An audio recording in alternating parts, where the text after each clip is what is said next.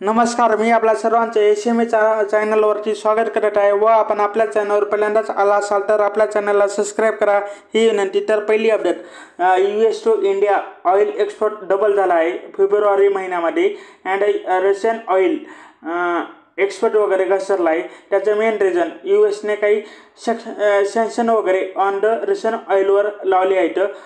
जर आपण नंबर पाहिले तर रशियन ऑइलचे एक्सपोर्ट 25% घसरले मंथ जसं मी म्हणलो की याचा मेनली इम्पॅक्टेड वगैरे USच्या सँक्शनमुळे वगैरे झाला आहे। हे रशियाकडून ते इम्पोर्ट वगैरे कमी झाले, मग त्याचे इम्पोर्ट कुठून वाढलेत म्हणजे भरपाई कुठून झाले ते मेनली US आणि मिडल ईस्टकडून ते वाढले आहेत। येथे USचे एक्सपोर्ट जवळपास डबल झाले फेब्रुवारी महिन्यामध्ये आणि इतर कंट्री सौदी अरेबिया, इराक यांनी आपला सप्लाय जो आहे तो वाढवला आहे। ऑफ एक्सपोर्ट टू इंडिया वगैरे वाढवला आहे मेनली या सँक्शनमुळे वगैरे हे झालं आहे की रशियन ऑइलच्या मार्केटमध्ये जो सप्लाय वगैरे कमी वगैरे झाला आहे, त्यामुळे इंडियासारखी कंट्री तेथून इम्पोर्ट वगैरे करू शकत नाही। या कारणामुळे रशियन ऑइलची एबिलिटी कमी झाली आहे। यामुळे त्यांचं जे ग्रेड ऑफ क्रूड आहे तेही इम्पॅक्टेड झालेलं आहे।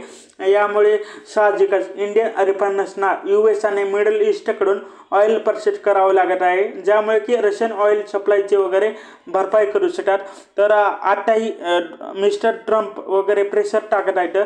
प्रेसिडेंट डोनाल्ड ट्रम्प्स ने भारताला वगैरे विनंती केली आहे की भारत आपले एनर्जी इम्पोर्ट फॉर्म US कडून वगैरे इन्क्रीज करावे अँड यामुळे आपलं जे ट्रेड इनबॅलन्स आहे ते कमी करू शकतात अशी योजना वगैरे त्यांची आहे, ज्यामध्ये की भारताचं जे US कडून होणार ट्रेड आहे तो $25 बिलियन पर्यंत वाढवायचा आहे त्यांनी आणखी आपल्या एनर्जी प्रोडक्टच्या माध्यमातून। त्याच्यात पुढील म्हणजे ॲपल, तर ॲपलने US मधील एक्सपान्शनसाठी $500 बिलियन इन्व्हेस्टमेंट वगैरे करणार आहेत। ही लार्जेस्ट डोमेस्टिक इन्व्हेस्टमेंट असेल त्यांची, ज्यामुळे की 20,000 जॉब ॲड होतील अँड AI फॅसिलिटी ही ते डेव्हलप करणार आहेत। ही इन्व्हेस्टमेंट मेनली यावर फोकस करेल, artificial intelligence, silicon engineerings and advance manufacturing, ज्यामुळे की 20,000 जॉब वगैरे क्रिएट होतील, जे मेनली R&D वर फोकस्ड करतील। त्यासाठी AI वरही ते फोकस करतील अँड मशीन लर्निंगवरही ते फोकस करतील।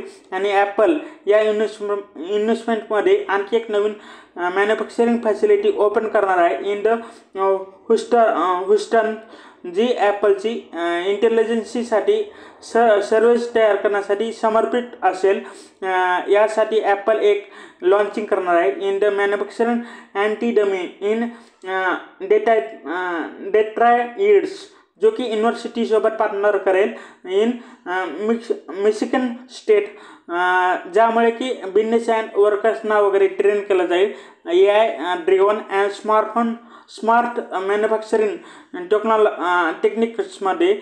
व ॲपल आपली इन्व्हेस्टमेंट डबल करत आहे in the US advance manufacturing fund in $10 billion, जो की मॅन्युफॅक्चरिंग प्रोडक्शनला वगैरे सपोर्ट करेल, जी आपला TCMC तायवान मॅन्युफॅक्चरिंग कंपनी आहे। तर त्यांची एक अरिझोना मध्ये एक फॅसिलिटी आहे आणि स्पष्टपणे TSMC यांचा एक लार्जेस्ट कस्टमर वगैरे आहे। त्याच्या पुढील न्यूज आपलं मन्नापुरम फायनान्स रिलेटेड आहे। तर बेन कॅपिटल जो आहे प्रायव्हेट इक्विटी फंड आहे हा, आणि तर यांनी एक $1 बिलियन डील क्लोज केली आहे इन द मन्नापुरम फायनान्स।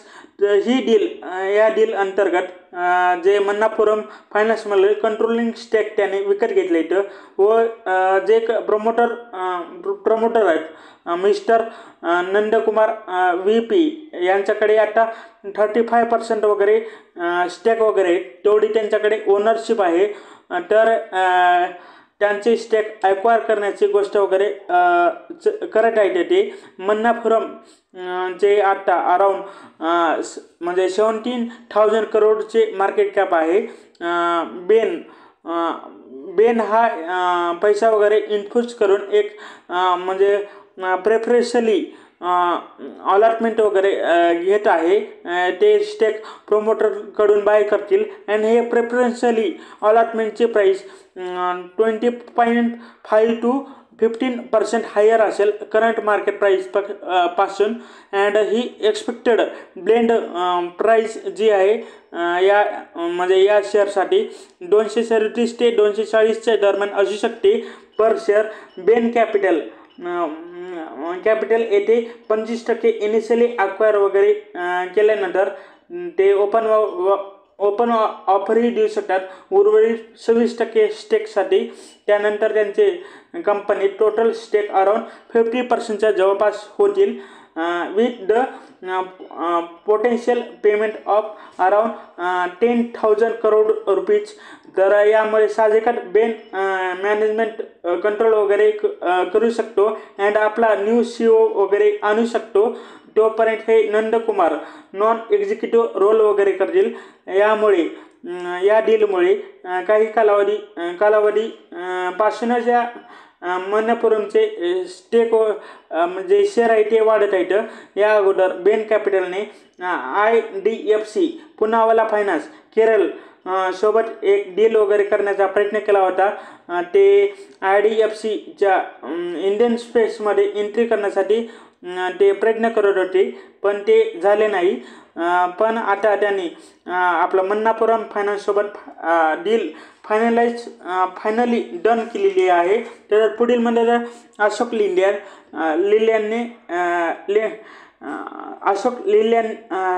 लिलॅनने लेनर फायनान्शियल स्ट्रक्चर अँड प्रॉफिट ग्रोथवर फोकस करून 2,000 करोडचे सेव्हिंगचे लक्ष ठेवलं आहे. म्हणजे कंपनी आपली बॅलन्स शीट ठीकठाक करण्याचा प्रयत्न करणार आहे. कॉस्ट सेव्हिंग करून अराउंड 2,000 करोडची सेव्हिंगचे टार्गेट कंपनी आता ठेवत आहे. कंपनीने ऑलरेडी FY23 व FY25 मध्ये कॉस्ट सेव्ह केली आहे व 600 करोड रुपयाची म्हणजे 600 करोड रुपयाचे टार्गेट FY25 साठी ठेवलं आहे. आणि त्यांचे फोकस यावरती शिफ्ट होत आहे की ते आपले ऑपरेशनल एफिशियन्सी इम्प्रूव्ह करणार आहेत व कंपनीचा जो मार्केट शेअर आहे मिड आणि हेवी व्हेकलमध्ये तो रिसेंटली आता इन्क्रीज झाला आहे टू 29.4%. ते आणखी वाढवण्याचा प्रयत्न करणार आहेत. अँड जी कॉस्ट कटिंग स्ट्रॅटजी आहे जी की मेनली म्हणजे इन्क्लूड करते की e sourcing, zero based costing and supply negotiation. आणि रिसेंटली कंपनीचे नंबरही चांगले आले आहेत. आपलं ऑपरेटिंग प्रॉफिट मार्जिनही इन्क्रीज झाला आहे. डिसेंबर 2024 13% आहे जे की डिसेंबर 2021 4% होतं. तेव्हा कोविड रिलेटेड प्रॉब्लेमही काही सुरू होते. आणि हे अँड स्टँडअलोन नेट प्रॉफिट 32% वाढलं आहे in the Q3 FY25. Operating margin ही 12.8% पर्यंत रीच झाला आहे.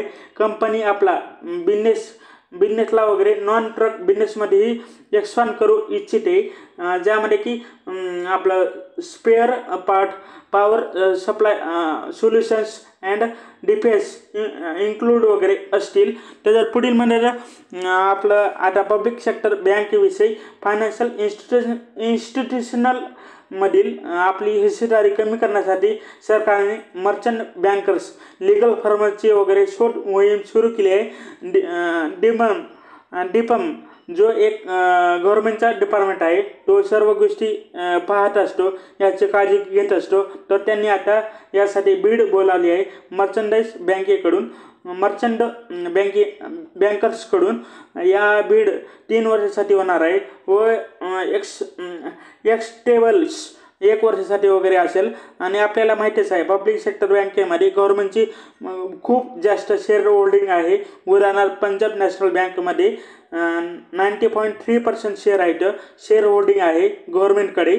आणि इंडियन ओव्हरसीज बँक 96.4%, आपलं UK बँकमध्ये 95.4%, सेंट्रल बँक ऑफ इंडियामध्ये म्हणजे 93.1% अँड बँक ऑफ महाराष्ट्रामध्ये 86.5% शेअर आहेत. याशिवाय ऑर्डर काही फायनान्शियल इन्स्टिट्यूशनही आहेत, जसं की आपलं IRFC मध्ये 86.6% स्टेक आहेत गव्हर्नमेंटचे. म्हणजे तसंच न्यू इंडिया इन्शुरन्समध्ये 85% आणि जनरल इन्शुरन्स कॉर्पोरेशनमध्ये 32%. या सर्व कंपनीत गव्हर्नमेंटचे खूप जास्त स्टेक आहेत. आता ते काहीचे डायव्हर्सिमेंट वगैरे करू इच्छितात व येथून काहीचा कॅश रेज करू इच्छितात गव्हर्नमेंट वगैरे. आणि फायनान्स मिनिस्टरने या गोष्टी अनाऊन्स केल्या होत्या अगोदरच. Privatize two public sector bank and IDBI bank in म्हणजे 21-22 बजेट. आता IDBI बँकेचे प्रायव्हेटायझेशन अंडर प्रोसेस आहे, म्हणजे अंडरवे आहे. उर्वरित गोष्टीची सध्या सरकार वगैरे ॲक्शन वगैरे करताना दिसत आहे व रिस्पॉन्सिबिलिटी जी आहे ऑफ द सिलेक्टेड बँकर्सकडे आहे. आणि कनेक्टेड मार्केट सर्वेसाठी रोड शो होतील आणि इन्व्हेस्टर्सशी बैठक वगैरे आयोजित केली जाईल. त्यामुळे ग्रोथ पोटेन्शियल कम्युनिकेट केली जाईल. तर शेवटी आपल्या व्हिडिओला लाईक आणि चॅनलला सबस्क्राईब करा हीच विनंती. हा व्हिडिओ पाहिल्याबद्दल धन्यवाद. थँक्यू.